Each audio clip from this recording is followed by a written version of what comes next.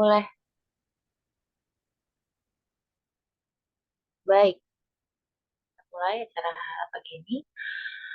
Assalamualaikum warahmatullahi wabarakatuh. Shalom, Om Swastiastu, Namo Buddhaya, Salam Kebajikan. Salam Indonesia Lestari. Kembali lagi di webinar diskusi Lestari seri 7. Dan kali ini bersama saya Feby Jasmine Manuhutu sebagai host hari ini. Terima kasih atas kesediaan Sobat Forpasi untuk bergabung dalam webinar kali ini. Karena seperti yang kita tahu, ini hari Sabtu dan Bapak Ibu teman-teman sekalian bersedia meluangkan waktu liburnya. Sebelum memulai kegiatan, saya ingin menyapa yang sudah hadir. Ada Bapak Sidarta, Kakak Ade, Kak Lumi, dan teman-teman lainnya. Sebelum kita memulai kegiatan, mari kita dengarkan lagu Indonesia Raya.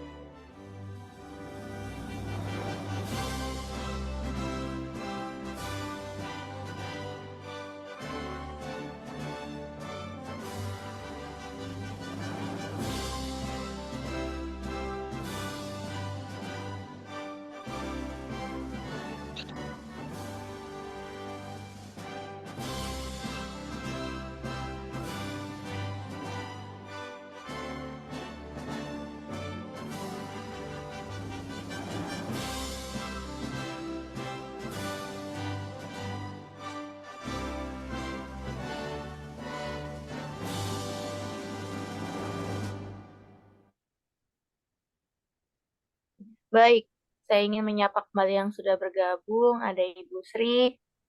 Pagi, Bu Sri. Pagi.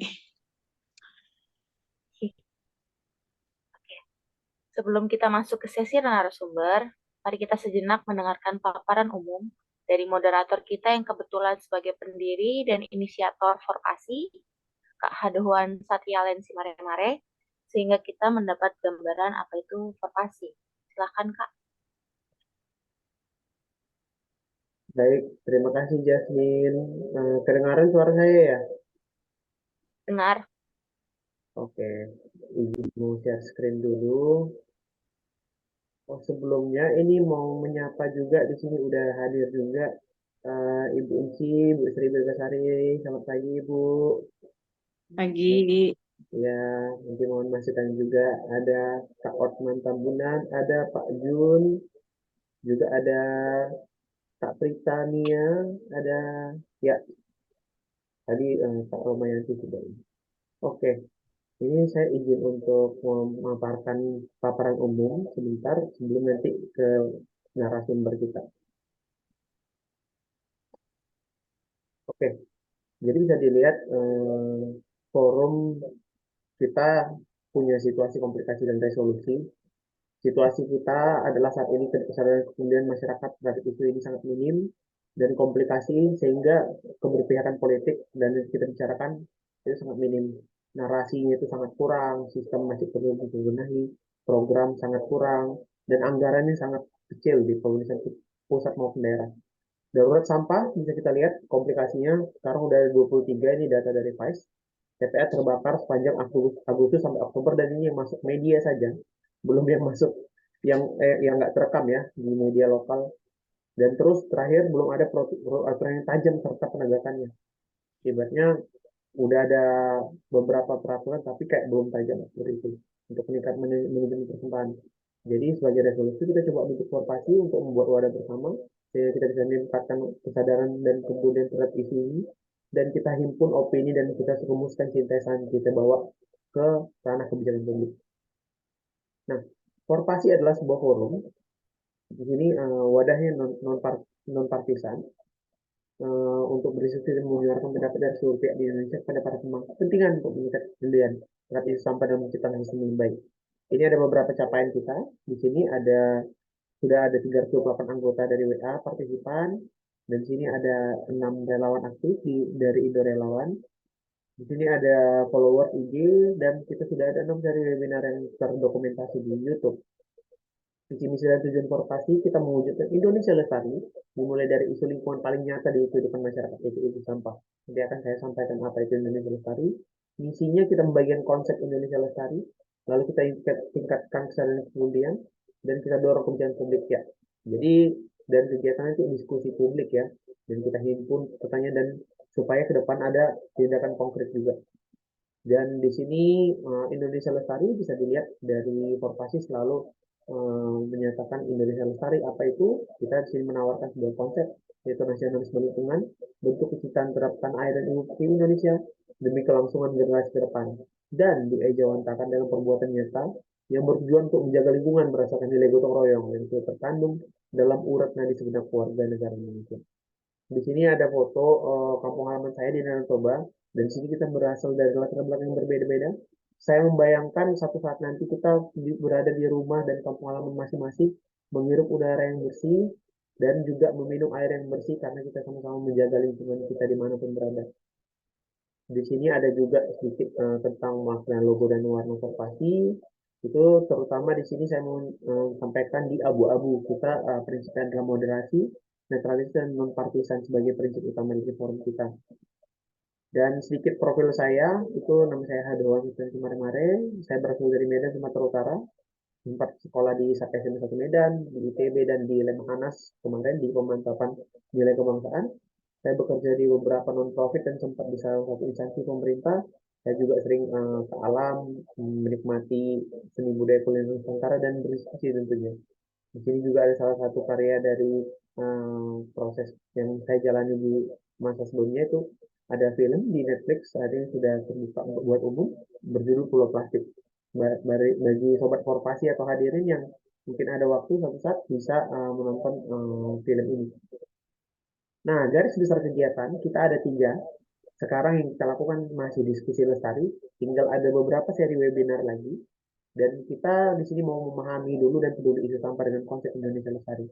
Setelah ini kita akan jahit narasinya, kita tingkatkan titik inti dan merancang poin kebijakan yang kita ajukan kepada pemangku kepentingan. Dan terakhir kita tanya kawal, kita akan melakukan audiensi, lalu kita dengar langsung ke calon pemimpin negeri jika memungkinkan dan juga mengawal langsung proses pembuatan kebijakan ke depannya. Ya, barangkali itu untuk paparan umum dari saya sendiri. Dan sekarang kebetulan kita langsung ingin masuk ke sesi berikutnya ya. Nah, di sini saya ingin menyapa lagi juga Mbak Vidya sudah hadir. Selamat pagi Mbak Vidya. Baik, kita segera memulai sesi narasumber. Di sini telah hadir Ibu Nur Azizah, SIP MSc, dosen Fakultas Ilmu Sosial dan Politik dari Universitas Gadjah Mada. Selamat pagi, Mbak Azizah. Selamat pagi Mbak Jasmine. Febri atau Jasmine panggilannya ya? Boleh Jasmine, boleh Febri, tapi biasanya Jasmine. Oke.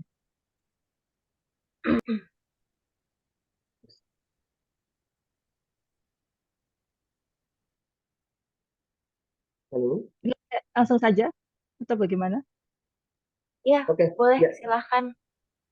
Ya, saya baik. saya akan share screen dulu.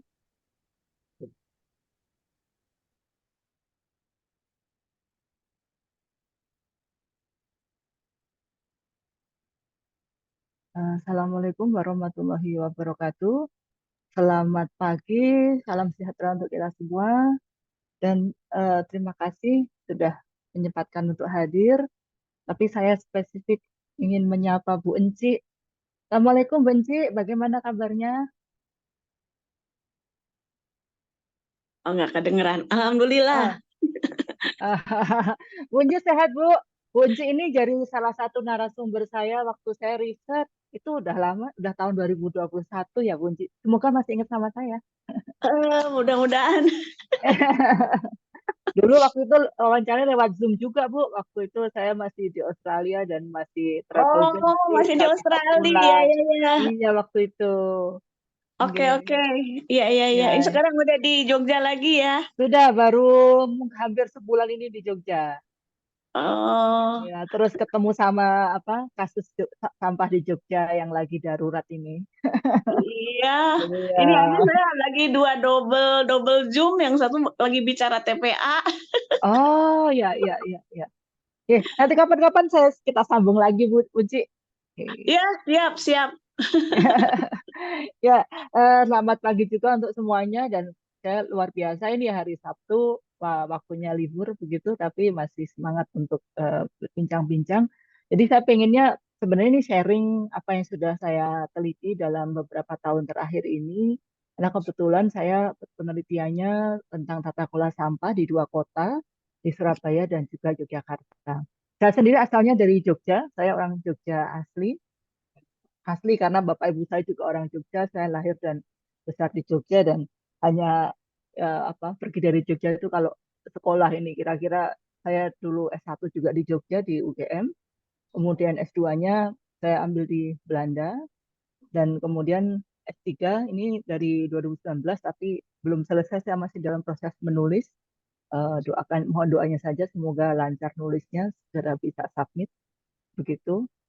Dan pas kebetulan kok ya pas pulang pas di Jogja itu ada situasi krisis sampah atau darurat sampah.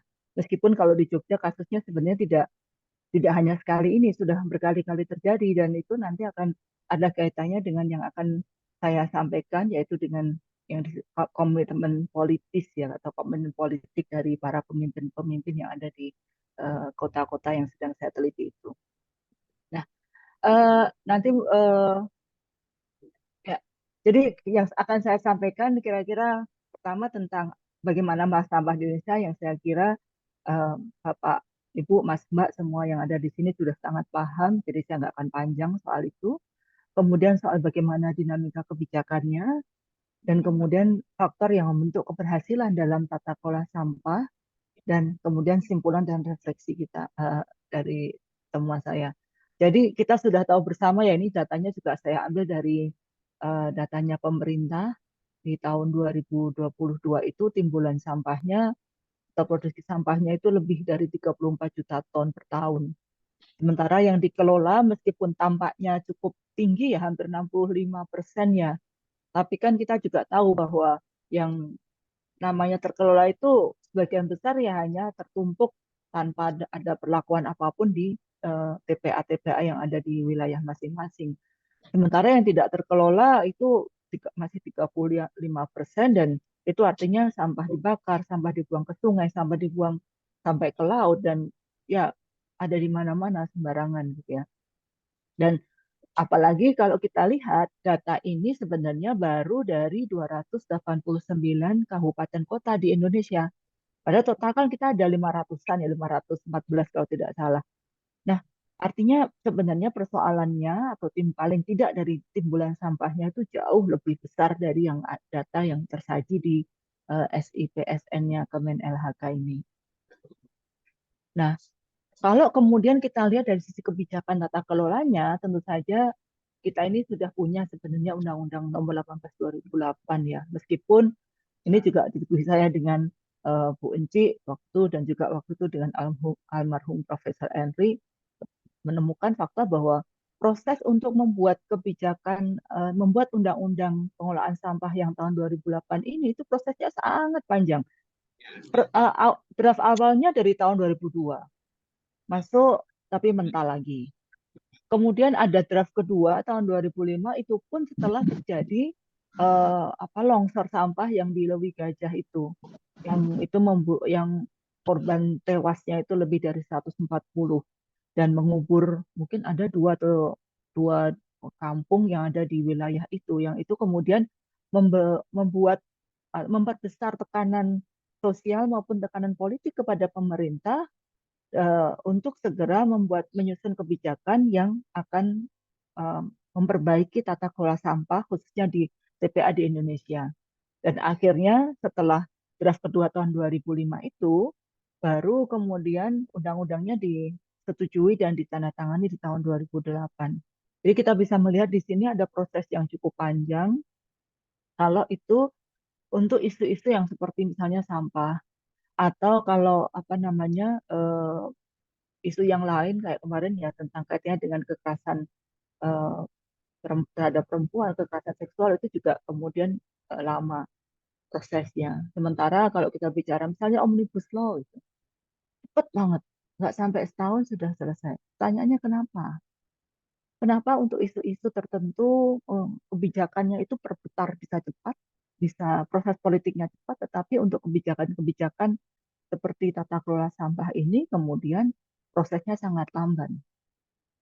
Nah, kemudian dari Undang-Undang tahun 2008 itu kan sebenarnya mensyaratkan, atau bukan syarat ya, Pak, membutuhkan beberapa peraturan-peraturan yang lebih operasional selevel peraturan menteri, selevel peraturan perpres, atau levelnya peraturan pemerintah. Tetapi kemudian peraturan pertama baru muncul sekitar 2012 ya. Ini mohon dikoreksi kalau saya salah ya. Tentang itu tuh levelnya peraturan menteri lingkungan hidup dan kehutanan tahun 2012 itu tentang bank sampah.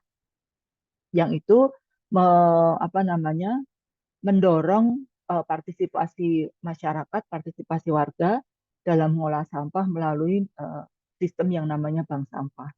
Tapi sebenarnya kalau bank sampah sendiri saya runut pertama ada di Jogja malah di tahun 2007 kalau 2008 ya Pak Bambang Suwerda, dan eh, dari komunikasi saya dengan beliau, beliau adalah salah satu yang menjadi bagian dari tim yang menyusun Permen LHK tahun 2012 ini tentang bank sampah ini.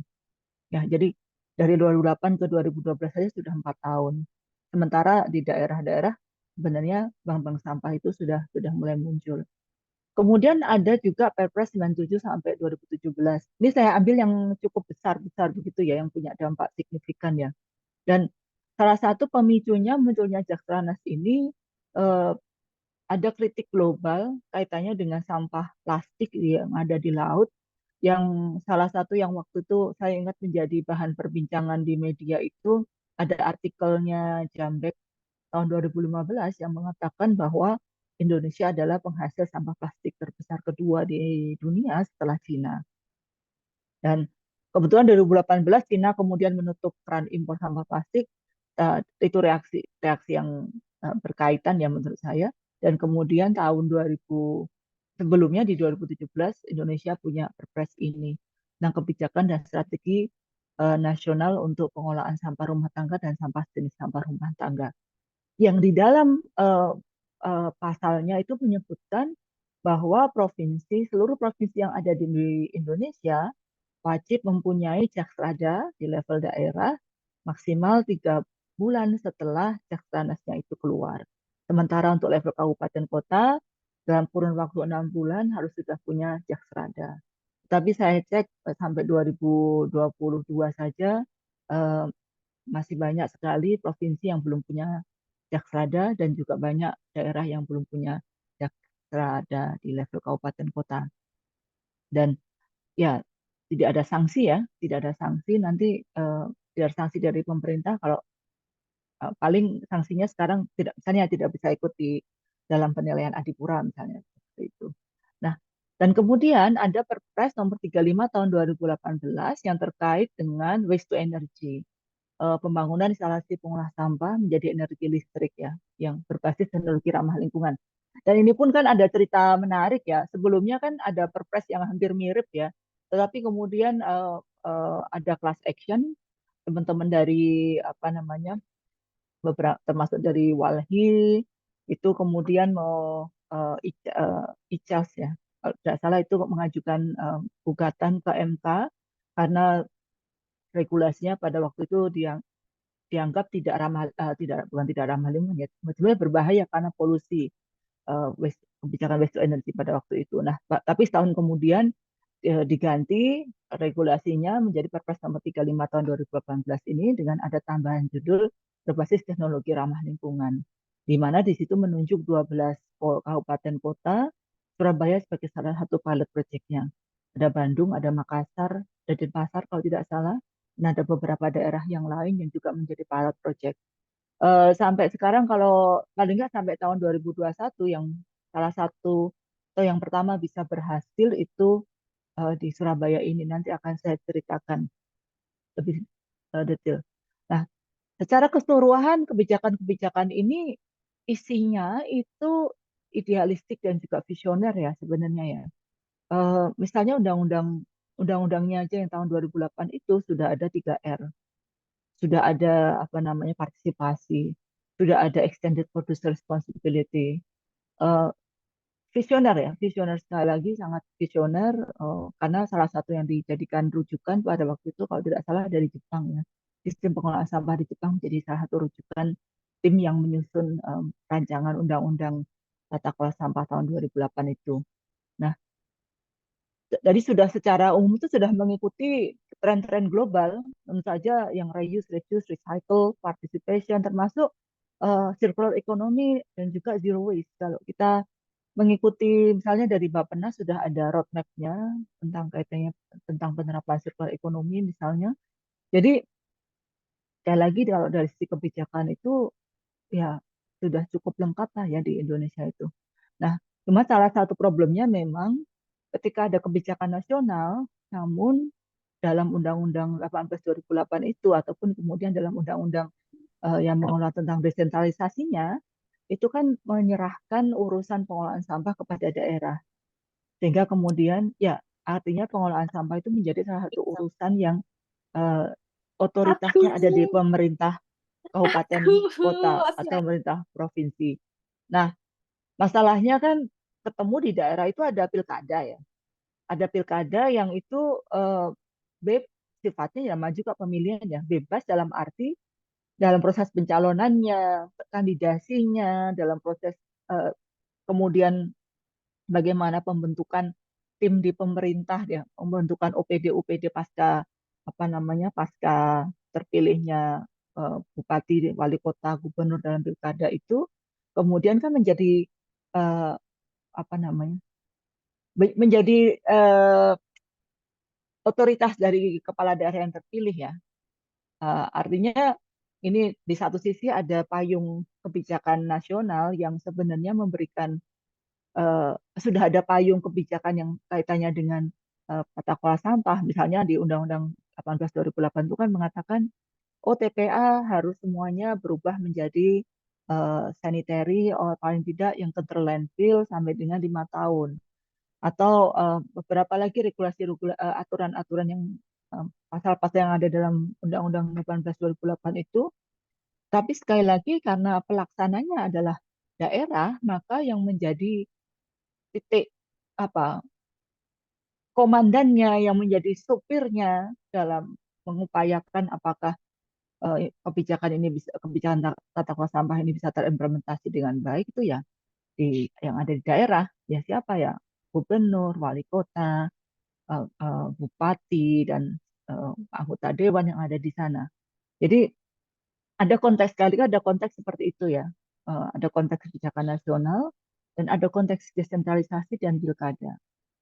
Sehingga kemudian sekali lagi pelaksanaan atau outcome ataupun hasil dari tata kelola sampah itu kemudian menjadi sangat tergantung pada dinamika sosial politik yang ada di wilayah di daerah.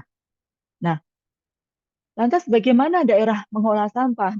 Nah, dari beberapa studi yang pernah dilakukan, sayang sekali, eh, ya pertama ternyata banyak sekali official birokrat yang itu tidak mempunyai latar belakang di bidang lingkungan hidup paling tidak, ya, apalagi pengolahan sampah. Dan kalau kita turun ke daerah, salah satu yang dikeluhkan oleh Dinas Lingkungan Hidup misalnya, wah ini tiap tiap 2 tahun itu ganti, entah di kepala dinasnya, entahlah kabitnya 2 tahun sekali ganti. Jadi mau menerapkan sesuatu, mau membuat sesuatu, 2 tahun ganti dan penerusnya tidak mempunyai komitmen yang sama, meskipun sudah ada renstra ya, sudah ada renstranya dan itu akan menjaga selama 5 tahun. Tapi kan ketika pelaksananya beda, maka kemudian implementasinya juga akan berubah. Dan under budget, tadi sudah disinggung soal under budget ini.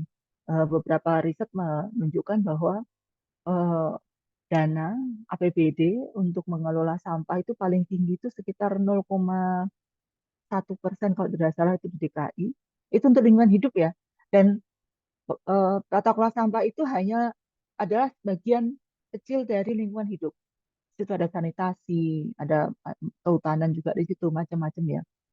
Jadi kita bisa bayangkan berarti untuk yang sampah itu lebih kecil lagi. Kemudian yang kedua persoalan yang terkait dengan kurangnya infrastrukturnya, ya TPA-nya, TPS-nya, transportasi dan pengambilan sampahnya itu sangat minim. Dan juga tadi terkait dengan eh, rendahnya kesadaran soal lingkungan hidup baik itu di apa namanya aparatnya, birokrasinya, pemimpinnya maupun juga warganya. Dan akhirnya bermuara pada salah satu yang muncul adalah problem di landfill atau di TPA-nya yang tadi sudah disebut disampaikan juga oleh Mas Dewan ya. Jelas over capacity itu di mana-mana. Polusi apa licitnya ya, polusinya itu air lindinya itu. Kebakaran, nah, kebakaran sampah itu yang terjadi. Eh, nah ini tadi sudah juga disebutkan ini TPA Sarimukti ini bulan Agustus ya terbakar nih ya, sampai lama ini yang sekarang terbakar yang di Bali juga terbakar, di Lampung juga terbakar.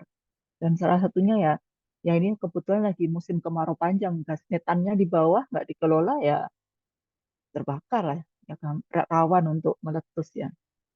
Jogja, nah ini kota saya sendiri ini. Jadi mulai pertengahan Juli atau akhir Juli ya pengolah pengolah TPA kalau di Jogja itu yang mengolah TPA itu pemerintah provinsi, yang mengelola pengangkutan dan pengambilan sampah itu kabupaten kota. Nah, pemerintah provinsi memutuskan bahwa oke kita tutup TPA-nya 1,5 bulan karena untuk perbaikan ya Kak, seperti pada mereka sedang menyiapkan lahan untuk perluasan ya. Karena memang kondisinya sebenarnya sudah over capacity. Dan itu sudah sejak 2012 over capacity-nya, tapi dipaksa.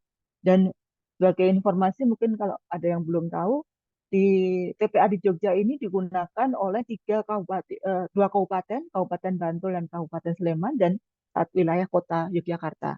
Jadi apa namanya 3 wilayah administratif ya, 2 kabupaten dan 1 kota. Jadi bisa dibayangkan di sana perlu koordinasi yang intensif antara pemerintah kabupaten kota dengan pemerintah provinsi. Nah ini kemudian pemerintah provinsi menutup. Kabupaten kota kelabakan, ditutup nggak ada, dia nggak punya alternatif karena selama ini memang nggak pernah mikir ini sampah mau diapain gitu.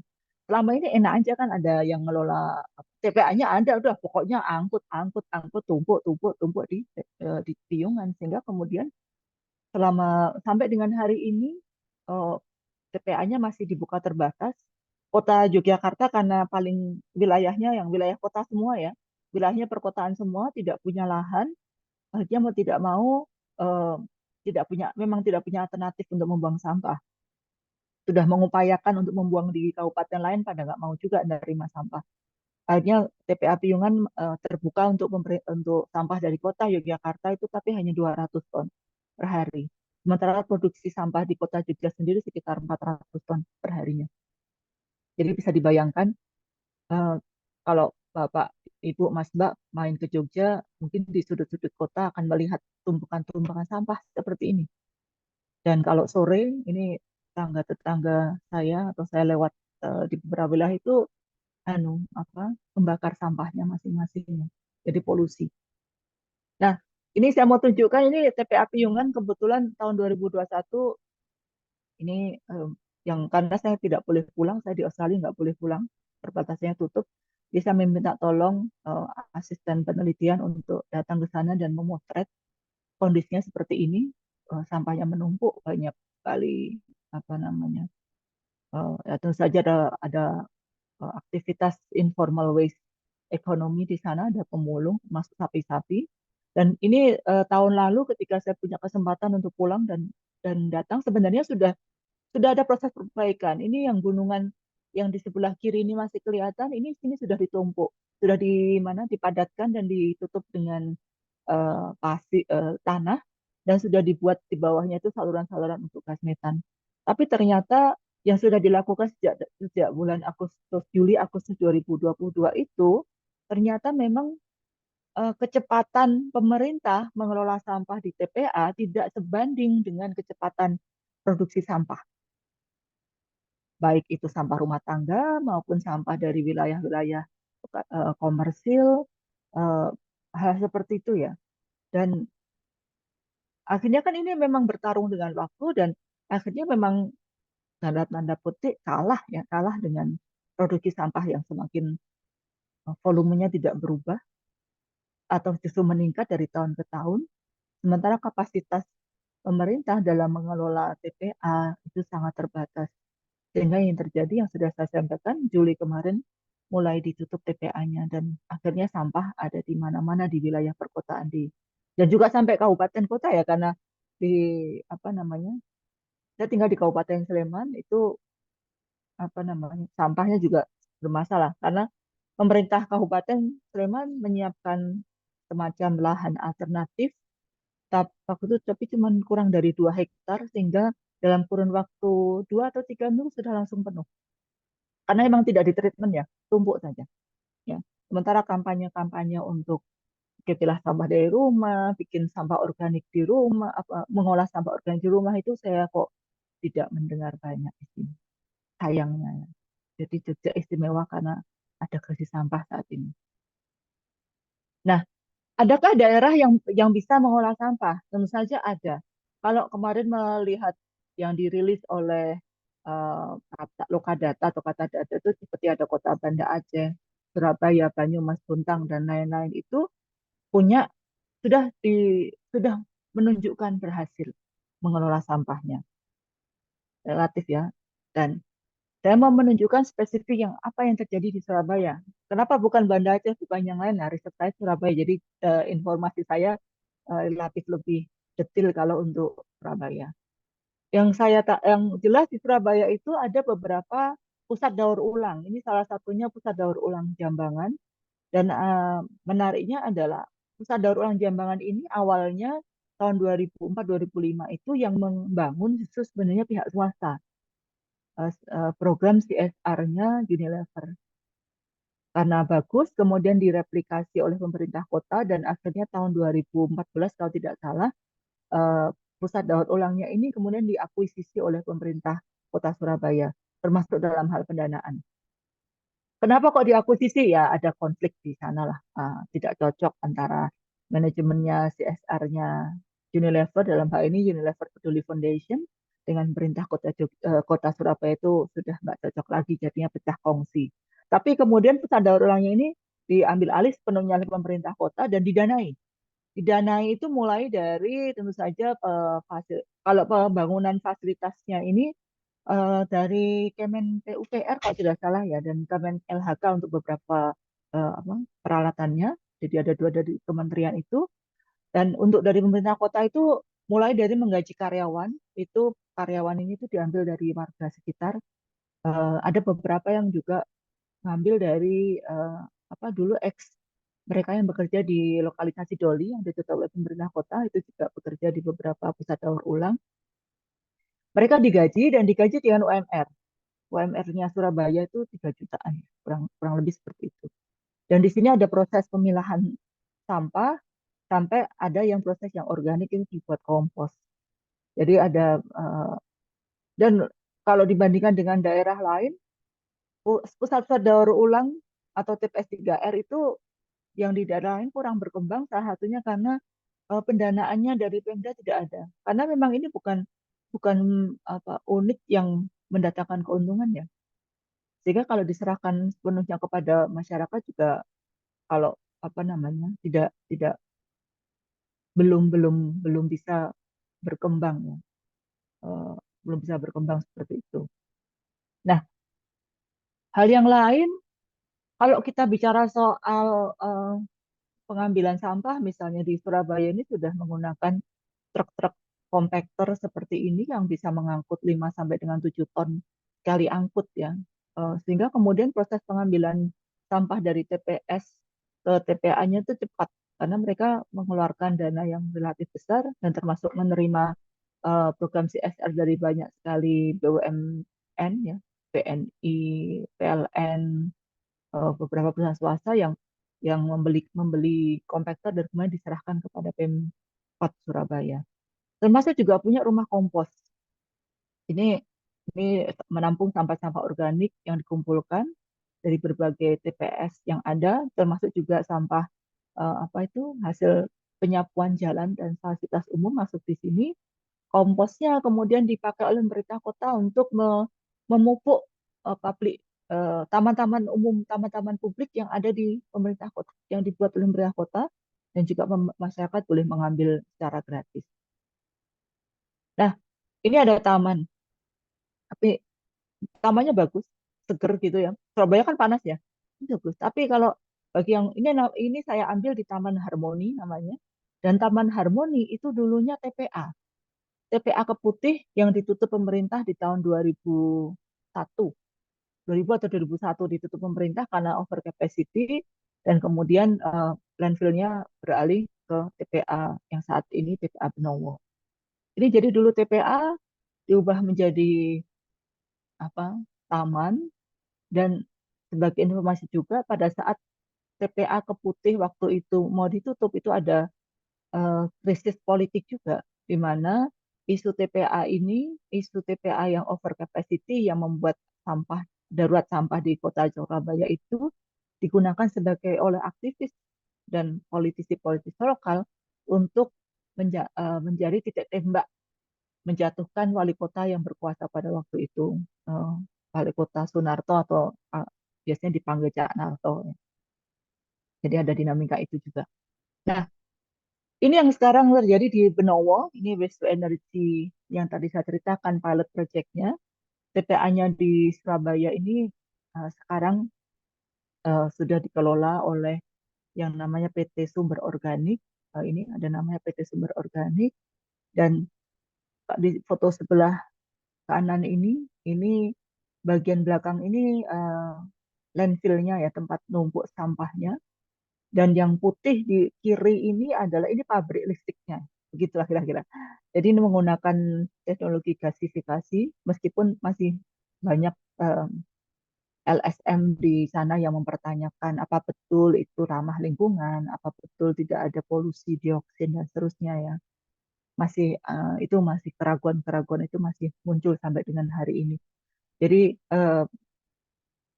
kapasitas infrastruktur ini bisa mengolah listrik sampai dengan 1.000 ton per hari eh, dengan model gasifikasi tadi. Dan di sini yang ada di sini juga apa namanya jadi ada dua yang di sini pakai metode gasifikasi. Saya tidak paham detailnya juga. Dan di belakang ini masih dengan memanen gas metan juga yang di belakang ini. Jadi kalau dari klaimnya PT Sumber Organik sampai mereka sudah berhasil menghasilkan listrik 9 megawatt per harinya. Dan itu dijual ke PLN dan menjadi keuntungan bagi PT Sumber Organik. Nah, pendanaan lainnya adalah pemerintah Kota Surabaya kemudian membayar tipping fee pada PT Benowo untuk setiap ton sampah yang dikirimkan ke TPA ini. Nanti kita bisa diskusikan soal tipping fee ini ya. Nah, Apa yang membuat Surabaya bisa sementara daerah-daerah yang lain tidak bisa? Kalau yang saya temukan, mungkin nanti mohon kalau ada yang bisa menambahkan. Yang pertama memang kaitannya dengan komitmen pemimpin yang berkelanjutan ya. Ini mungkin teman-teman langsung Mbak Ibu di sini, wah ini pasti Bu Risma. Iya, Bu Risma memang salah satu apa figur yang menentukan dalam apa, terutama kaitannya dengan Benowo ini ya, bagaimana mengubah landfill atau eh, TPA yang awalnya hanya ditumpuk saja, open dumping, itu kemudian bisa menjadi waste to energy. Salah satu motor penggeraknya adalah Bu Risma. Kalau sebagai informasi juga, jadi Bu Risma itu sebelum menjadi wali kota, beliau kan birokrat ya, birokrat di Surabaya sudah lama. Dan salah satu beliau itu pernah lama bertugas sebagai kepala dinas kebersihan dan ruang terbuka hijau dulu namanya itu. Sekarang itu yang mengolah sampah dan juga taman-taman yang ada di di Surabaya. Kalau sekarang pengolahan sampahnya di Dinas Lingkungan Hidup mulai tahun 2003 ini kalau tidak salah ya, atau tahun 2022 ya. Jadi ada perubahan struktur organisasi di pemerintah Kota Surabaya. Tapi kalau saya lacak, sebelum Bu Risma pun, itu wali kota sebelum Bu Risma, eh, Pak Imam itu juga sudah mulai concern di situ. Kenapa? Karena tadi sebelum wali kota sebelumnya yang diturunkan itu Cak Narto itu diturunkan dengan isu sampah. Artinya apa? Bagi politisi lokal itu kan menjadi tanda bahwa isu sampah itu menjadi isu penting yang bisa membuat pemimpin itu populer atau tidak. Bahwa sebenarnya selain isu sampah eh, di dalam dalam dinamika politik Surabaya di tahun 2000-an awal itu sebenarnya keberatan warga atau keberatan para politisi-politisi yang ada di sana terhadap wali kota yang menjabat itu tidak hanya soal sampah. Tapi kebetulan karena isu sampah ini menjadi isu yang dirasakan banyak orang sehingga menjadi memori kolektif sehingga menjadi apa namanya? Menjadi isu publik besar yang itu kemudian membangun kesadaran bahwa ini isu penting bagi kota Surabaya. Nah, itu ya. Tapi kemudian ternyata saya lacak lagi, sebelum itu tahun 87 itu ada wali kota yang kebetulan beliau dokter, wali kota militer ya waktu itu masih belum pilkada, zaman Orde Baru, yang itu memang beliau punya concern di isu-isu sanitasi dan salah satunya sampah. Dilacak lagi sampai dengan masa penjajahan Belanda.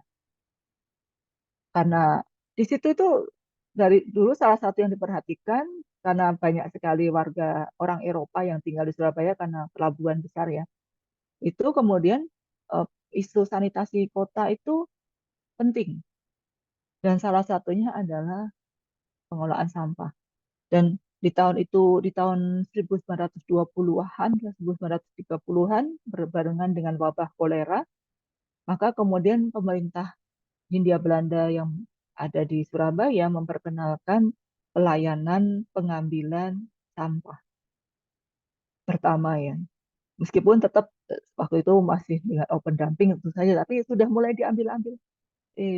Dan tentu saja terbatas juga untuk warga Eropa ya. Kalau untuk warga kampung, warga yang di luar wilayah kotanya juga tidak dilayani oleh pemerintah. Tapi ada, kalau kita lihat, sehingga kemudian saya mengatakan bahwa ini ada komitmen pemimpin yang berkelanjutan. Dan itu akan terkait dengan poin yang kedua. Komitmen pemimpin itu kemudian membutuhkan sumber daya. Dari mana? Dari APBD, dari jejaring alumni, dari dana CSR. Jejaring alumni kok bisa-bisa.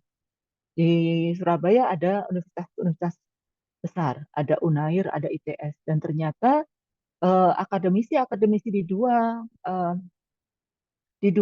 perguruan tinggi itu menjadi mitranya pemerintah selama ini sejak awal tahun 80. Mitra pemerintah dalam membuat desain kota, mitra pemerintah dalam merancang bagaimana tata kelola sampahnya. Dan karena kebanyakan juga birokrat termasuk Bu Risma dan juga wali kota yang saat ini menjabat itu alumni dari ITS misalnya. Jika kemudian relasinya eh, apa ya wah ini ada dosen saya gitu ya. Sehingga kemudian apa yang disampaikan oleh akademisi itu cukup didengarkan oleh pemerintah kota.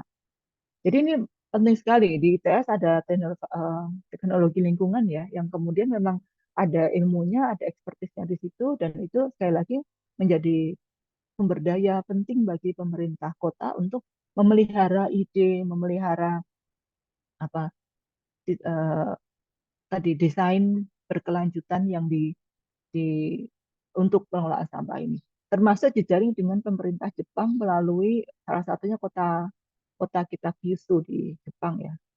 Nah, dan juga di Surabaya itu ada banyak perusahaan-perusahaan swasta yang punya program-program CSR yang sangat bisa dan sangat mungkin diarahkan untuk kegiatan yang terkait dengan pengolahan sampah.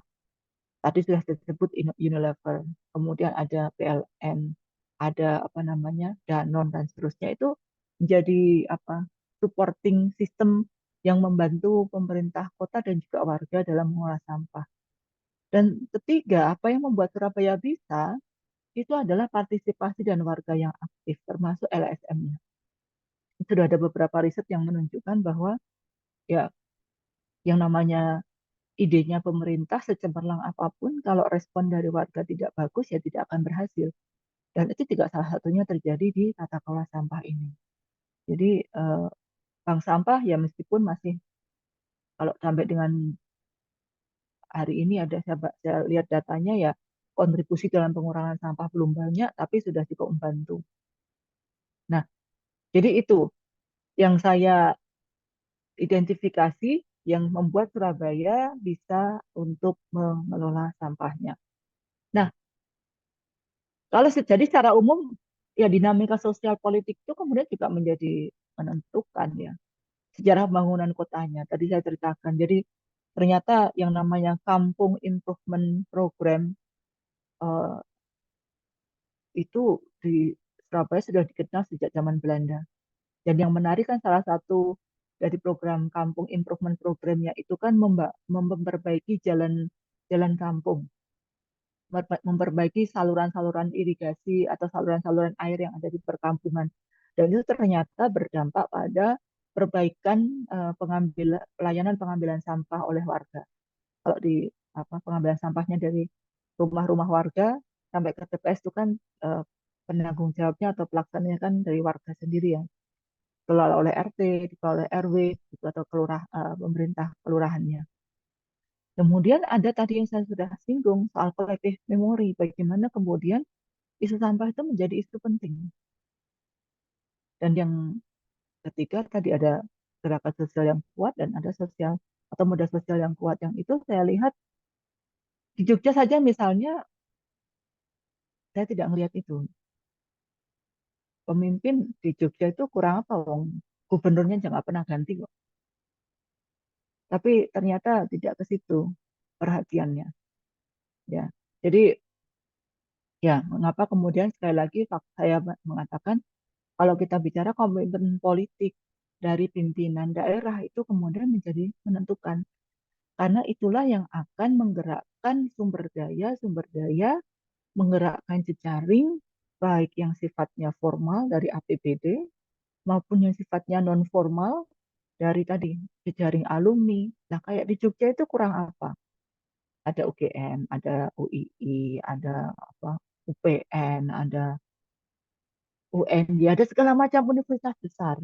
Ada sekolah tinggi teknologi lingkungan. Juga kurang. Tapi kan pertanyaannya apakah ekspertis yang tersedia itu bisa dipakai, didengarkan oleh pembuat kebijakan? Ternyata lagi-lagi kembali lagi pada bagaimana kemudian pemimpin mengenali apa isu penting menjadi ya bagi kotanya, bagaimana pemimpin mengenali sumber daya, bukan bagaimana pemimpin mengenali isu sampah sebagai isu penting yang itu kemudian bisa mendorong isu sampah ini menjadi agenda publik dan kemudian dikonversi menjadi kebijakan publik plus disertai dengan sumber daya yang memadai. Nah, cuma memang kalau saya mau merefleksikan ya, jadi yang saya amati dari Surabaya dan juga beberapa kota besar yang di Indonesia yang sudah memulai waste to energy program Ini kan ada proses modernisasi ya. Masalahnya kan proses modernisasinya ini kemudian sekaligus juga meminggirkan pelaku-pelaku informal dalam tata kelola sampah yang selama ini justru menjadi tulang punggung sebenarnya dalam membantu pengurangan sampah yang ada di TPA. Siapa mereka? Ya, pemulung misalnya, pengepul kecil yang ada di TPA. Nah, tugas kita atau yang perlu kita pikirkan kemudian adalah bisa nggak kita kemudian melakukan modernisasi, tapi pada saat yang sama juga memberikan eh, ruang bagi pelaku-pelaku informal ini untuk mendapatkan akses terhadap ekonomi. Nah, tapi kan itu nggak sehat, tapi kan itu nggak bagus ya. Jangan sampai juga bekerja sebagai pemulung diwariskan ya ke, ke generasi eh, kedua, ketiga dan seterusnya. Tapi eh, artinya kalau mau bergerak di waste ekonomi ya jadilah pengepulnya gitu atau jadi tapi sekali lagi kita juga berhadapan dengan kondisi di mana eh, lapangan kerja terbatas, perekonomian juga terbatas sehingga kemudian tidak bisa menutup mata bahwa sektor sampah ini juga mesti menjadi tumpuan hidup bagi pekerja-pekerja informal di situ. Sehingga yang perlu kita pikirkan adalah bagaimana sih kita bisa merancang eh, proses atau bisa merancang sistem pengolahan sampah yang bisa mengintegrasikan antara yang modern dan yang formal ini dengan yang sifatnya informal.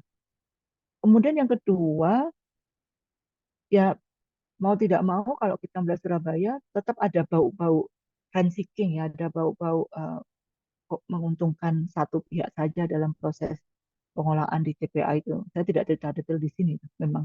Tapi ada bau-bau ke arah itu. Pertanyaannya, apa yang bisa kita lakukan kalau ada seperti itu? Karena apa? Misalnya membangun infrastruktur yang namanya landfill, itu butuh dana besar, butuh investor yang besar, sementara potensi keuntungannya itu mungkin baru akan didapat dalam jangka waktu lama. Mohon dikoreksi nih kalau saya salah ya, tapi akhirnya kan ada bahkan penelitian di Amerika itu menunjukkan di awal-awal tahun 90-an itu korupsi menjadi salah satu faktor yang mendorong motivasi politisi untuk mengolah sampah. Ini bukan soal korupsi itu baik atau tidak, bukan semata-mata urusan normatif, tapi kalau dalam bidang kajian saya di politik, saya perlu memikirkan apa yang bisa kita lakukan kalau yang terjadi seperti itu. Dan kemudian yang ketiga, kalau saya refleksi saya adalah, selama ini meskipun sudah ada program-program yang tujuannya adalah eh, waste reduction, tapi lebih ke mengurangi sampah ke TPA-nya. Ada program waste to energy, tapi itu kan lebih ke waste prevention ya. Sorry, lebih ke waste handling ya, lebih ke mengelola setelah sampahnya ada. Nah, saya masih melihat kurang, masih kurang bagaimana kemudian program-program yang terkait dengan waste prevention. Bagaimana misalnya tadi EPR, Extended Post Responsibility, terapkan itu belum. Di Surabaya itu baru ada perwali, perwal yang mengatur ini apa itu penggunaan kantong plastik berbayar itu 2022. Satu kantong plastik itu kena harus bayar 1.000 atau 2.000 kalau tidak salah. Ya. Itu baru 2002 yang lalu. Tapi itu belum juga berkontribusi signifikan terhadap pengurangan sampahnya karena kalau volume sampahnya itu sampai dengan hari ini masih sama, masih di kisaran 1.400, 1.500 ton per hari. Nah, jadi yang perlu kita pikirkan lantas bagaimana apa yang bisa kita lakukan untuk mencegah pertumbuhan sampah? Bagaimana kebijakan yang relevan untuk itu? Bagaimana kita menciptakan kesadaran warga untuk menjadi bagian aktif dari pengurangan sampah.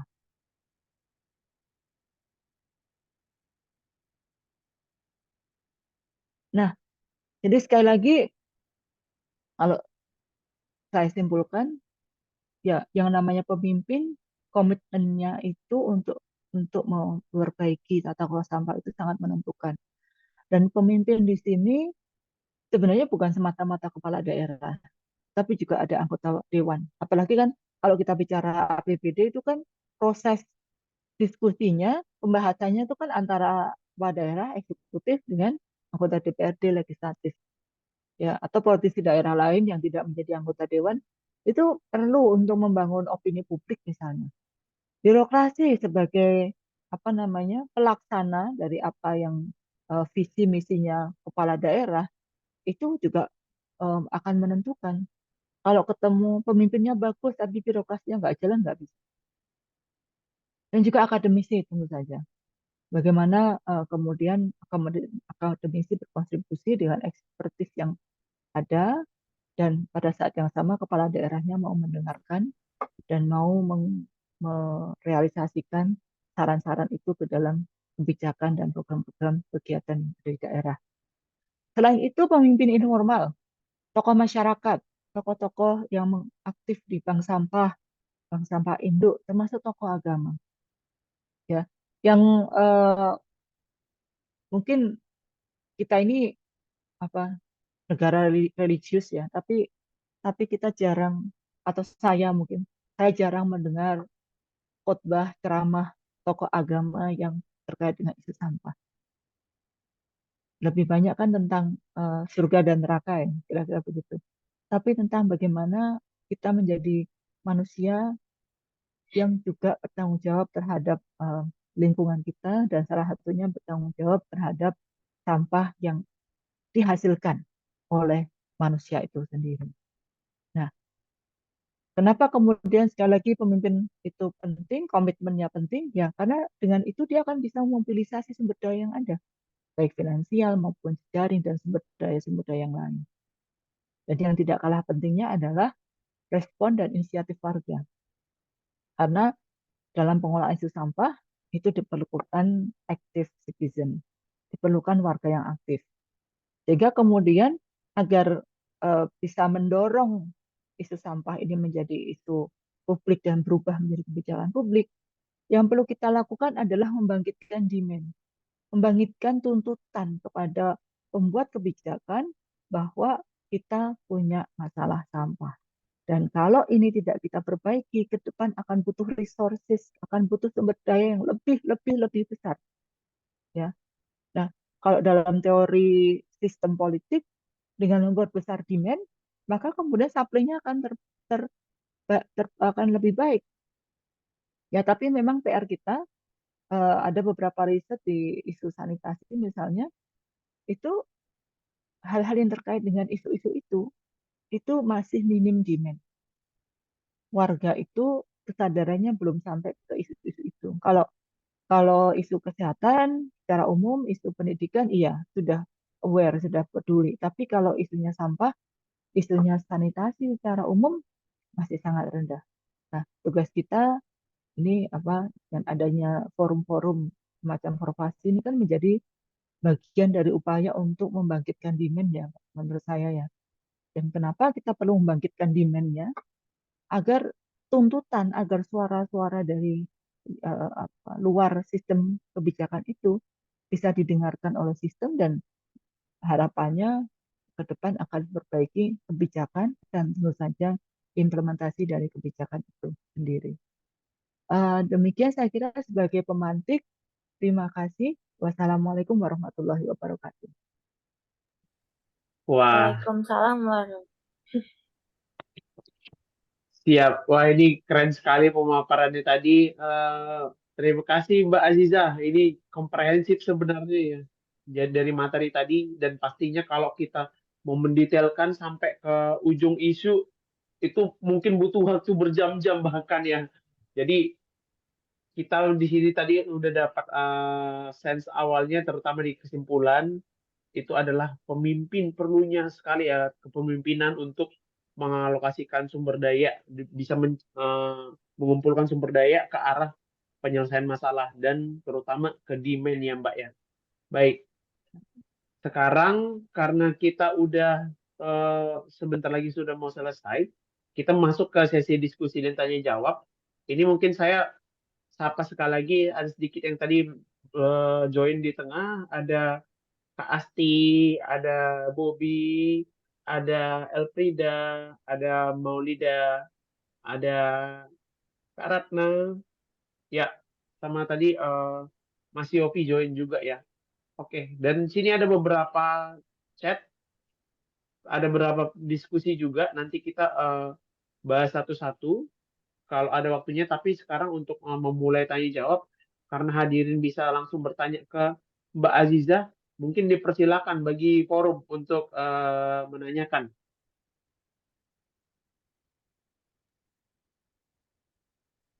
Bisa di raise hand-nya Ini ya. ada satu, ini ada yang di apa namanya di chat ini ya. Ini menarik tentang Iya, Jogja Mbak. ya. Ini khusus kasus sampah di Jogja, kurangnya apa ya? Dengan konteks kepemimpinan yang berkelanjutan, banyak perguruan tinggi. Nah, itu juga pertanyaannya yang saya bingung juga itu ya. Jadi memang kalau dari sisi pendanaan ya kita lihat ya, Pemprov saja lah. Kita ngomong tadi, pas saya ngomong Pemprov berarti ini terkait dengan pengelolaan TPA ya. Kalau di Pemprov itu memang APBD-nya Jogja itu kan memang nggak besar ya. APBD Jogja itu kalah dengan anggarannya UGM. Kalau nggak salah, lebih besar anggaran operasionalnya UGM dibanding dengan eh, anggarannya Pemprov DIY terbatas. Sebagai bahan perbandingan saja untuk pengelolaan TPA Piyungan itu sampai dengan 2002 misalnya, satu tahun itu hanya sekitar 9 miliar untuk mengelola TPA. Sementara yang namanya Benowo yang di Surabaya itu, tipping fee-nya saja 130 miliar per tahun kurang lebih. Ya, jadi kita bisa lihat di sini ada komitmen pendanaan yang ya meskipun kalau dari sisi volume sampah Surabaya itu hampir dua kali lipatnya Jogja ya. Tapi kalau dari dana tadi yang satu 9 miliar di Jogja, yang satu 130 itu sudah berkali-kali lipat. Ya, pertanyaan kenapa ya? Ya, saya balik lagi sampai hari ini saya belum mendengar komitmen kuat ya, statement dari pemimpin DIY Pak Gubernur yang secara kuat mengatakan atau terus-menerus paling tidak untuk memberikan framing bahwa oke, ayo kita warga kelola sampah dari rumah. Oke, pemerintah kabupaten kota silahkan urus gitu ya. Saya nggak tahu mungkin ada surat-surat yang sifatnya internal Pemda saya nggak tahu terjadi. Tapi apa namanya yang saya baca itu tadi statement-statement itu masih sangat kurang. Dan saya lihat sendiri karena saya kemudian pulang ke Jogja melihat ternyata isu sampah itu tidak yang sampai hari ini masih kacau, masih krisis itu tidak menjadi isu keseharian. Orang tidak peduli, sudah. Paling heboh itu awal-awal minggu pertama sampai minggu kedua. Begitu, ya sudahlah, pemerintah tidak ngapa-ngapain, ya sudah. Aku masih punya halaman, aku masih bisa bakar sampah. Aku masih, nah ini yang menyebalkan itu. Jadi ada jalan selok di Jogja itu kan ada selokan Mataram ya, itu kan selokannya panjang. Saya hampir tiap hari melewati sepenggal ruas selokan itu karena harus antar jemput anak sekolah lewat situ. Jalannya kecil, itu ternyata orang-orang lewat di sana itu sambil bawa sampah dari rumah dan kemudian dibuang sembarangan. Ya warga yang di kampung itu yang kebetulan sudah bikin tulisan dilarang buang sampah, tapi kan itu juga tidak diperhatikan. Akademisi ada di mana? Akademisi itu udah sampai capek juga. Nawarin apa di UGM itu ada pusat studi lingkungan hidup, ada apa namanya beberapa pusat studi yang juga mengajukan usulan-usulan, tapi ya tidak dieksekusi. Padahal dekat ya, Jogja itu kan kecil ya, lokasinya dekat banget. Jadi saya tidak, sehingga kemudian baik lagi memang kaitannya dengan komitmen ini ya Pak Junaidi atau Mas Junaidi Saripurnawan ini. Jadi memang apa namanya eh, ya masih menjadi PR sampai dengan hari ini di Jogja. Bagaimana kemudian agar krisisnya itu bisa segera ditangani. Nah, pemerintah kabupaten kota ini yang menarik itu kalau mikirin sampah nggak nggak serius, tapi mikirin event yang menarik turis. Wah, itu kayak kemarin tuh di wilayah Tugu itu ada gila-gilaan atau karena ada ulang tahun sih peringatan ulang tahun kota ya, tapi kemudian mengundang massa yang besar, ada pertunjukan banyak di sana. Saya udah mikir nih, sampahnya dikemanain. Ya udah akhirnya berserakan saja. Ya, jadi itu saya kira jawaban saya gitu. Iya, Mbak. Oke. Di sini semoga jelas Pak Jun. Di sini ada dari Mbak Vidya. Eh, Bu, terima kasih bagus sekali pemaparannya. Saya mau bertanya, seberapa penting pemilihan di warga? Saya lihat di Surabaya pemilihan terjadi di TPS atau TPA-nya ya. Ya, jadi kalau dari beberapa studi yang sudah ada, di Surabaya sebenarnya masih mengalami problem di pemilahan di warga ya. Karena sebenarnya intisari, bukan, itu salah satu kalau kita sudah bisa kurangi dari sumber itu kan jadi relatif lebih mudah ya. Nah itu pemilihan di warganya masih kurang. Cuma sementara ini masih tertolong dengan mereka total ada 9 eh, pusat daur ulangnya ada 9 yang di situ apa namanya mereka mau menambah jumlah pusat daur ulang itu karena di pusat daur ulang itu setelah ada pemilahan sampah yang masuk dengan sampah yang di kemudian residu yang dibawa ke TPA Benowo itu bisa berkurang 40-50%. Jadi memang kuncinya kan ada di pemilahan ya salah satunya. Jadi di total di Surabaya itu ada 9 pusat daur ulangnya dan kemudian ada sekitar 170-an TPS. Yang kalau TPS ini tidak ada pemilahan ya, sampahnya diangkut dan tumbuk begitu saja. Tapi memang yang di apa namanya, yang di Surabaya ini kan problemnya justru mereka bahas atau tipping fee-nya dianggap terlalu besar dan dinamika politik bayang-bayang itu di balik itu sebenarnya masih tinggi juga. Makanya saya bilang kalau tadi kalau sumber daya informal seperti rent seeking, korupsi itu yang menjadi insentif bagi politisi atau bagi pembuat kebijakan untuk mengelola sampah, apa yang bisa kita lakukan? Saya belum punya jawabannya juga. Apa yang bisa kita lakukan? Bagaimana kita menempatkan rent seeking ini dalam dalam keseluruhan peta diskusi kita soal demokrasi misalnya, soal good governance misalnya itu seperti apa? Siap, Mbak. Nah, ini jadi tadi ada respon juga dari Pak Jun, kalau kelemahan Kas Sampah Jogja dana terbatas, komitmen kurang, tidak menjadi isu publik, para akademisi sudah jenuh. Jadi di sini semarak kegiatan wisata artinya tambah banyak sampah. Oke, Ya, nah itu tadi Mbak, mungkin tadi saya juga cukup tergerak tadi untuk berdiskusi karena masalah rent seeking juga. Ini artinya mungkin kita nggak dalami di forum ini, tapi saya tertarik yang tadi Mbak sampaikan, artinya ada menjadi insentif dalam internal pemerintah sendiri.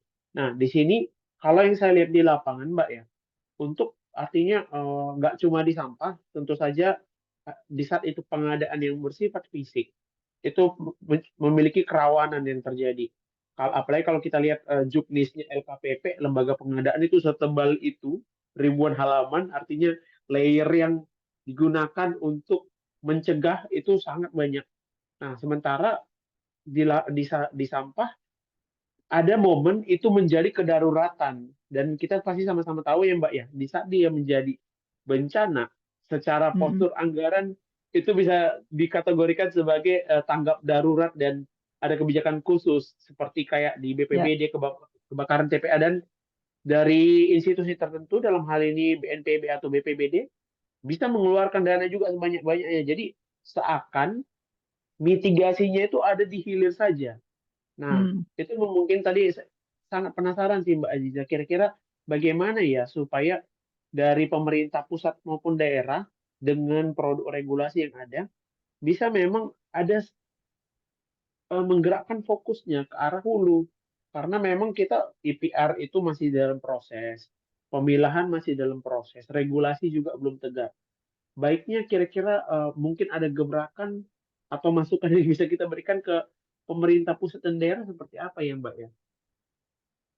Kalau itu Bu Punci itu yang pengalamannya sudah puluhan tahun dengan isu sampah ini yang bisa menjawab apa yang bisa dilakukan nih.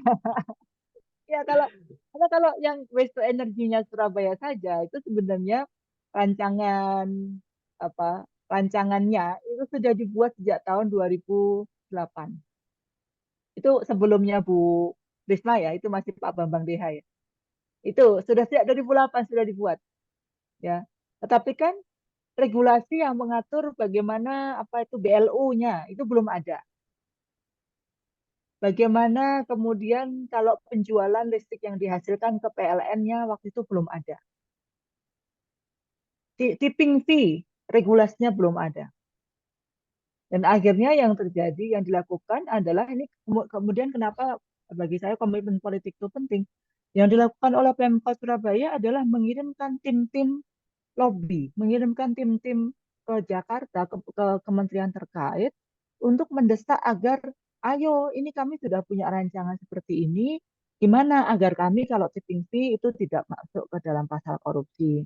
Di mana kalau pengaturan tentang tadi pembelian listrik oleh PLN yang itu seperti apa dan seterusnya, termasuk skema BLU ini. Dan baru perjuangannya itu kan baru sekitar tahun 2018 regulasi-regulasi yang terkait itu kan muncul.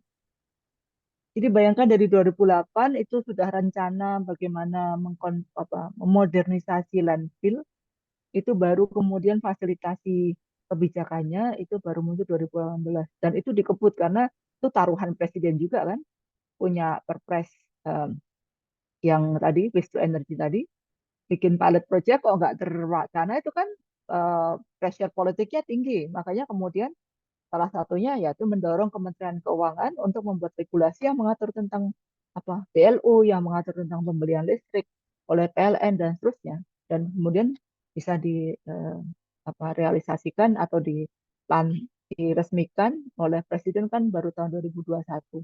Itu pun ada kendala pandemi, ada tarik ulur juga di sana ya dari 2018 ke 2021 itu.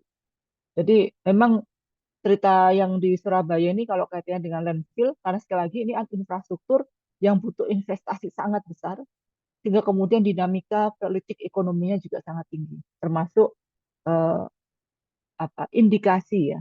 Karena kenapa saya sampai hari ini sampai menyebut indikasi, karena sebenarnya kasusnya pernah sampai dilaporkan KPK, pernah ada pemeriksaan oleh Polda, tapi karena tidak cukup bukti kemudian di apa namanya di kasusnya ditutup gitu.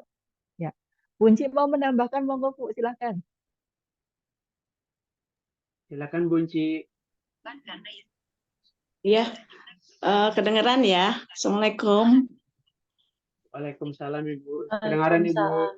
Kedengaran ya. Saya cuma mau memberi semangat, ini keren deh pokoknya ini panitianya sama Bu Azizahnya. Jadi saya senang banget ini ada diskusi, justru bukan hanya selama ini suka diskusinya teknologi gitu ya. Ini justru betul-betul masalah political will. Selamat ya Bu Azizah udah kembali ke Jogja. Jadi political will ini sangat penting sekali ya. Karena 5 aspek yang saya ajarin tadi kan, aspek hukum, kelembagaan, pendanaan, sosial budaya, dan teknologi itu bisa jalan kalau ada political will. Dan ini contohnya juga bagus, ada Jogja, ada Surabaya. Nah, Surabaya tuh memang political will dari Ibu Risma, terutama terus dulu yang dokter tuh namanya lupa dokter siapa ya, lupa saya, zaman tahun 80-an ya.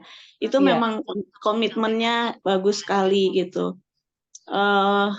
Akhirnya masalah kelembagaan juga harus prioritas, pendanaan juga. Tadi betul di Surabaya itu sekian ratus miliar per tahun, di Jogja cuma 9 miliar. Saya ngelihatnya dari misalnya biaya unit cost, biasanya unit cost di TPA itu operasional. Kalau Surabaya itu udah sekitar 300 ribuan per ton, sementara di TPA Indonesia yang lain itu ada yang masih 20 ribu, 30 ribu per ton. Makanya saya bilang ini bukan TPA, tapi ini sih WC kebun gitu. Nah, padahal namanya TPA itu tempat pemrosesan akhir, itu kan teknologi tinggi ya, sanitary landfill yang memang mahal, di mana ada proses-proses pengolahan limbah cairnya, ada pengolahan gasnya. Itu teknologi yang cukup tinggi dan cukup mahal. Kemudian ini Bu Aziza, saya juga pesen, itu political will kelihatan banget dari dana. bagaimana perjuangan kita ini supaya masalah kebersihan kota atau pengolahan sampah ini kan sebetulnya pelayanan umum. Saya selalu mengatakan kita bukan mau bikin pabrik kompos, kita bukan mau bikin pabrik listrik, karena listrik, kompos, dan lain-lain itu sebetulnya hanya bisnis sampingan. Bisnis utamanya adalah bisnis jasa cleaning service atau jasa pengolahan limbah, di mana kebersihan ini harus sejajar dengan pelayanan umum yang lain. Jadi ini ada public service, ini pelayanan umum yang lain tuh tadi ada kesehatan, ada pendidikan, ada keamanan, ya, ada air minum, jalan tol, dan lain-lain. Contoh misalnya untuk pendidikan itu APBD-nya kan sudah 20%, sudah ditentukan, kesehatan tuh 10%. Betul, untuk kebersihan sampah itu masih 0, sekian persen. Ini sangat dalam hal apa ya, kebijakan gitu ya. Saya selalu mengatakan kan, Mas Doang, kita ini perencanaan kota di Indonesia, kita ini masih seperti bikin rumah nggak bikin toilet, bikin rumah nggak bikin WC, bikin kota nggak bikin TPA gitu. Tapi bukan karena miskin. Karena apa? Karena ruang tamunya udah bintang 5, toiletnya di kebun, soalnya di sungai gitu. Kota juga bukan karena miskin, karena airportnya udah bintang 5, hotel bintang 5, shopping center udah bintang 5, jalan tol udah bintang 5.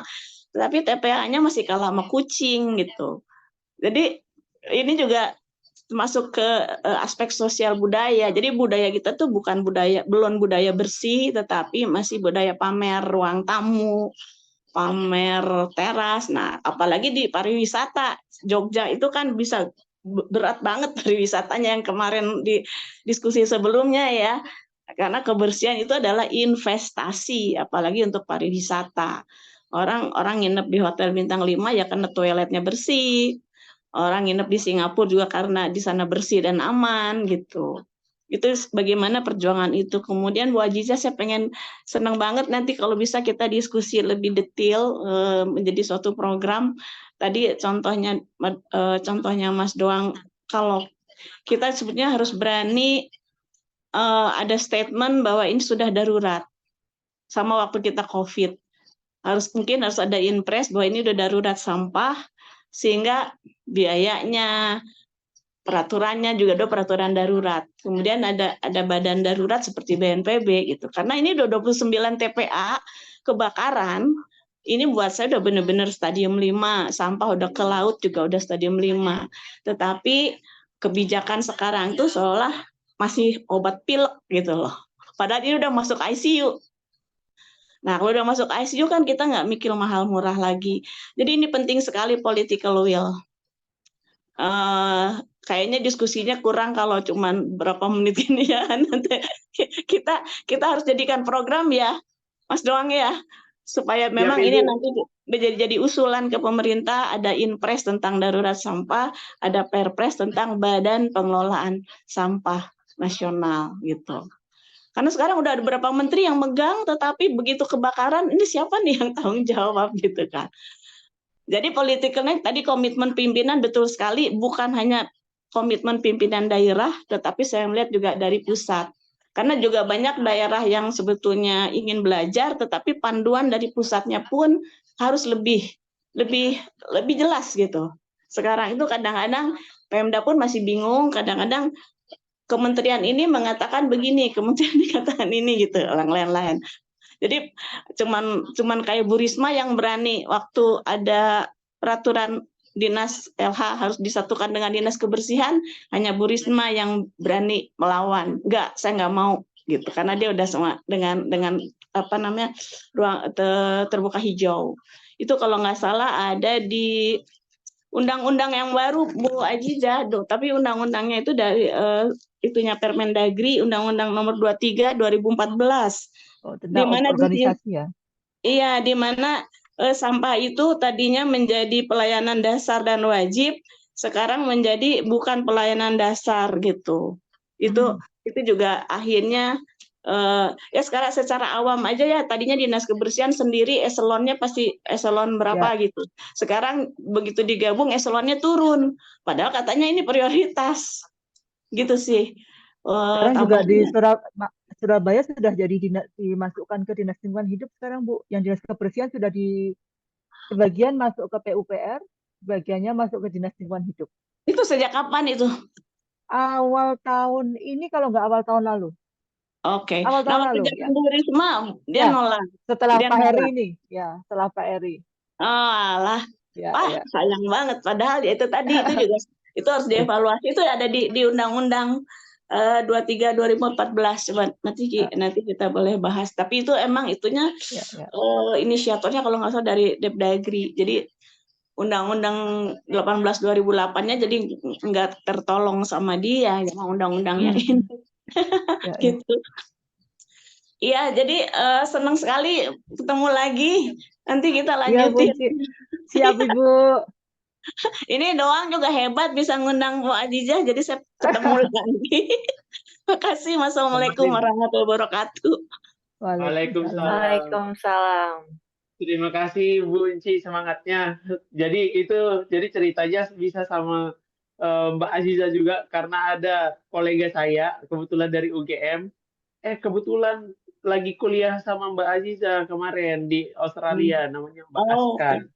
Jadi ketemu, jadi kayak mungkin barangkali seperti saya dengan Bu Enci ketemu di webinar, terus ketemu lagi dengan Mbak Aziza, itu mudah-mudahan niat baik dipertemukan ya, Mbak Amin, Aziza ya. amin.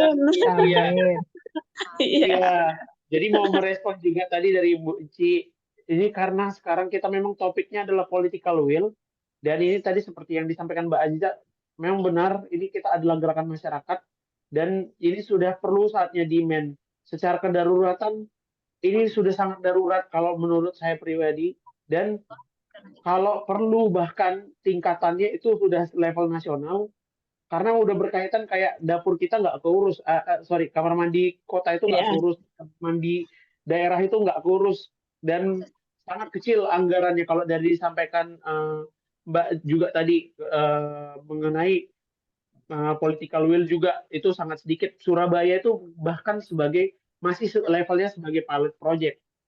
Dan juga di sini kemarin menurut saya dapat informasi juga secara level nasional, sekarang ada di Badan Legislasi DPR sedang menggagas untuk merevisi lagi undang-undang. Iya Bu, di persampahan. Tapi kurang tahu juga bagaimana itu di Komisi 4 ya kemarin yang mempropos. Itu yang pertama, ya barangkali kita bisa bersama-sama dengan Mbak Aziza dan Bu Enci dan sobat formasi yang lainnya dapat berkontribusi bersama untuk memfollow up bersama sebagai bagian dari agenda revisi tersebut. Itu yang pertama. Dan yang kedua, saya dapat informasi juga Mbak dan Bu dari Mas Bugi kemarin ada menghadiri forum dari Kemenko Marves.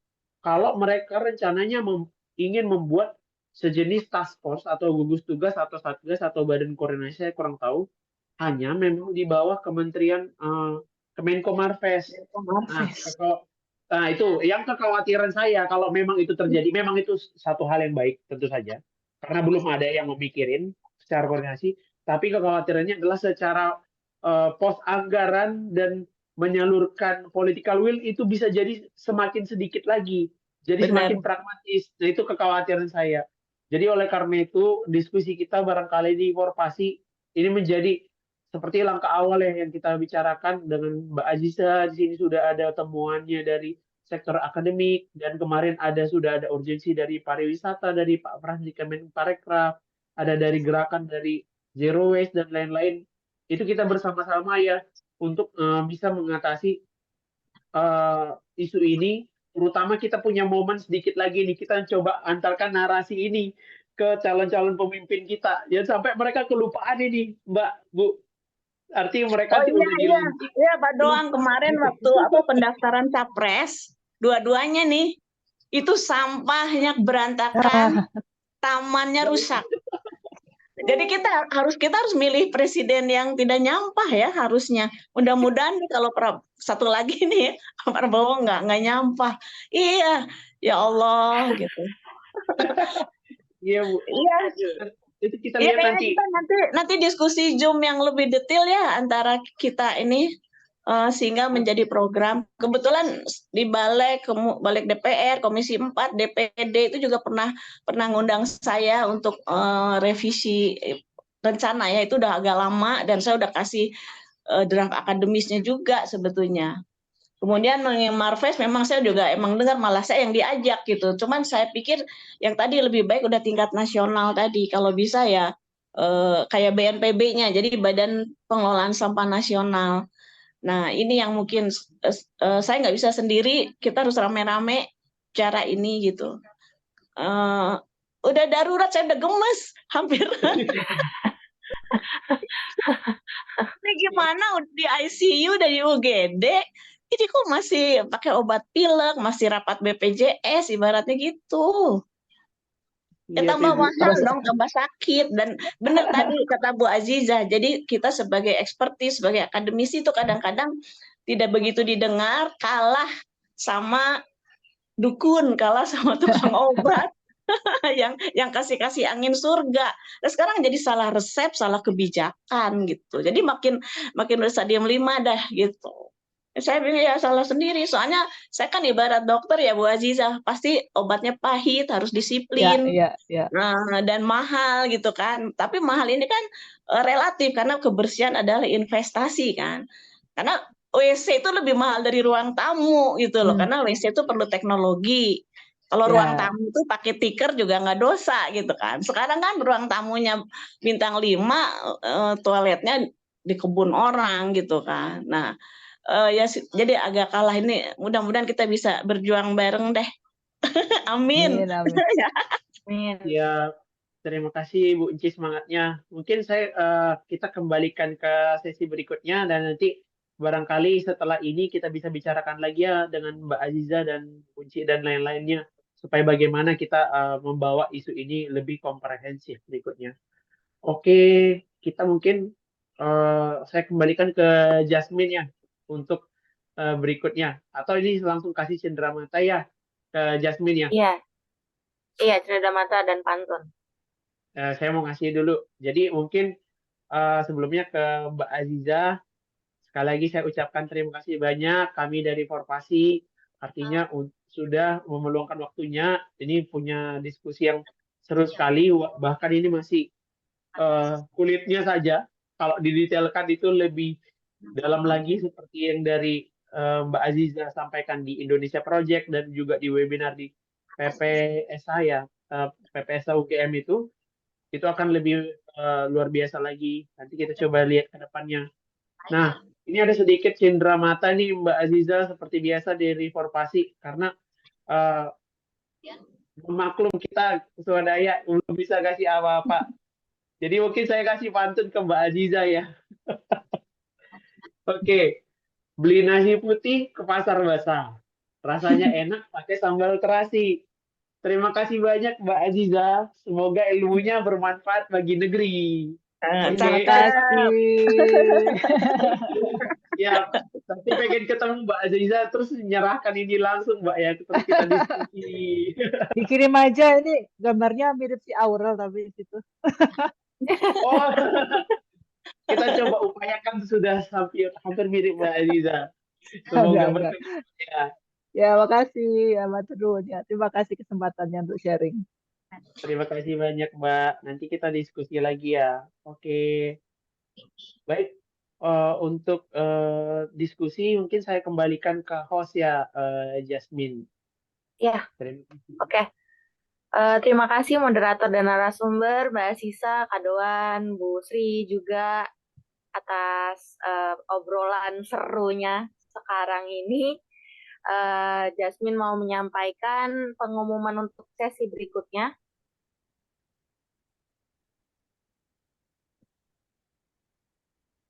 Bisa Ya. tolong share. Oh iya. Ini mau langsung aja, Jasmine. Jadi kalau untuk sesi Silakan. berikutnya, ini kita kebetulan sedang menggagas beberapa kegiatan. Tapi tentu saja di sini ada beberapa rekan dan tadi Bu Unci sudah masih ada Bu Unci. Nanti kita Ada diskusi Masih kayaknya. lebih Iya, iya. detail dengan Bu Unci. Dan tadi ada juga saran dari Mas Yofi untuk mengecek dari Pak Bambang ya. Mungkin barangkali bisa sharing juga. Jadi barangkali itu pengumumannya Jasmine dalam waktu dekat. Oh, oke. Kita akan sampaikan lagi di grup dan juga nanti ada di sosial media kita. Oke. Mungkin kita foto-foto dulu ya sebelum kita penutupan.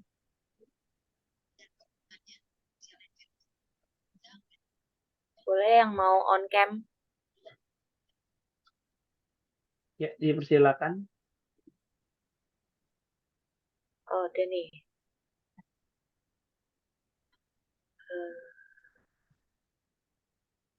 Satu.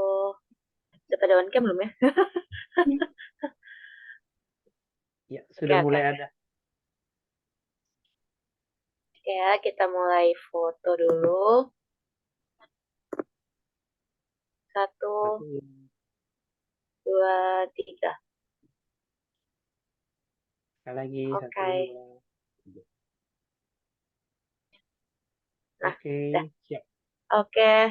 Terima kasih buat teman-teman narasumber semuanya yang sudah mau menyempatkan waktunya untuk webinar kali ini. Sampai bertemu di webinar selanjutnya. Assalamualaikum warahmatullahi wabarakatuh. Shalom. Om Santi Santi Santi Om. Namo Buddhaya. Salam kebajikan. Terima kasih semuanya. Selamat Kasih siang. pamit ya, udah boleh pamit ya. Terima kasih Bunci. Terima kasih Mbak Boleh, Aziza terima kasih buat Bunci. sesinya hari Terima ini. kasih Mbak Aziza. Oke, nanti saya info lagi. Terima kasih Jasmine ya. Terima kasih Kak.